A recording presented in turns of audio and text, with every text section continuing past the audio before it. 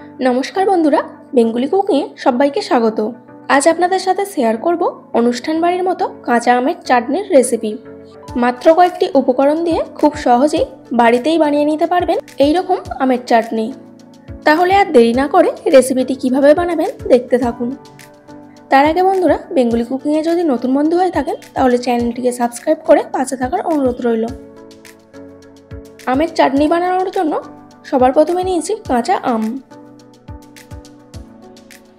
এখন বাজারে গেলে এইরকম কাঁচা আম খুব সহজেই পেয়ে যাবেন। আমের বোটার দিকের এই অংশটা বাদ দিয়ে খোসা সমেত মিডিয়াম টুকরো করে কেটে নিয়েছি। আপনারা আপনাদের পছন্দ মতো সাইজ করে কেটে নেবেন। আমের চাটনি বানাতে খুবই কম উপকরণ লাগে।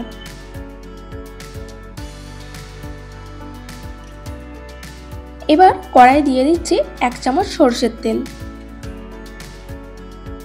তেল গরম হলে ফোড়নের জন্য প্রথমে একটা শুকনো লঙ্কা দিয়ে ভেজে নেব। এরপর দিচ্ছি 1/2 চা চামচ 5 ফোড়ন। এবার 5 ফোড়ন আর শুকনো লঙ্কা একসঙ্গে ভেজে নিয়ে কেটে রাখা আম দিয়ে দিচ্ছি। এইভাবে আমগুলো 2 মিনিট নেড়েচেড়ে নিতে হবে।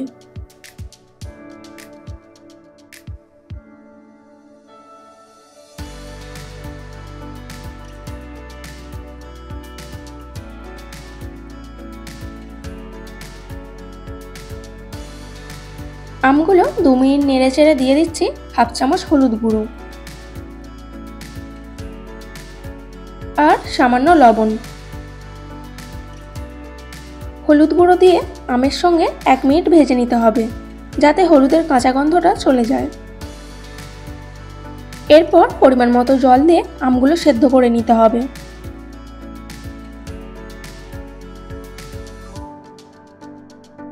আমগুলো পুরোপুরি সেদ্ধ করবেন না, 80% সেদ্ধ করে নেবেন।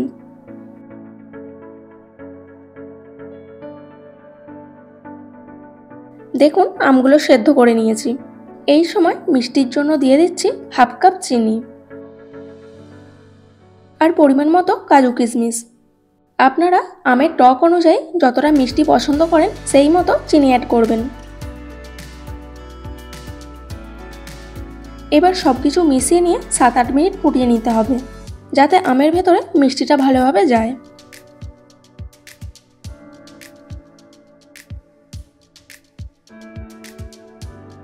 যখন দেখবেন চিনির সিরাপটা একটু ঘন হয়ে এসেছে তখন তুলে নেবেন।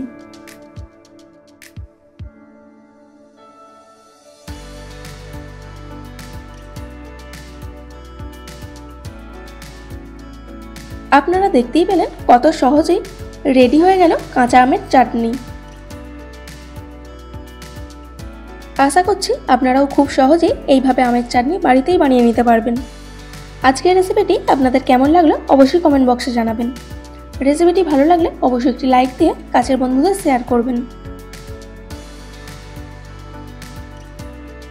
আরও এরকম নতুন নতুন রেসিপি পেতে চ্যানেলটিকে সাবস্ক্রাইব করে পাশে থাকা বেল আইকন প্রেস করে অল নোটিফিকেশন অন করে রাখবেন। আর যদি ভিডিওটি ফেসবুক থেকে দেখে থাকেন তাহলে পেজটিকে ফলো করবেন। আজকের মতো এই পর্যন্তই। দেখা হচ্ছে নতুন কোনো রেসিপি নিয়ে। ভালো থাকবেন, সুস্থ থাকবেন। ধন্যবাদ।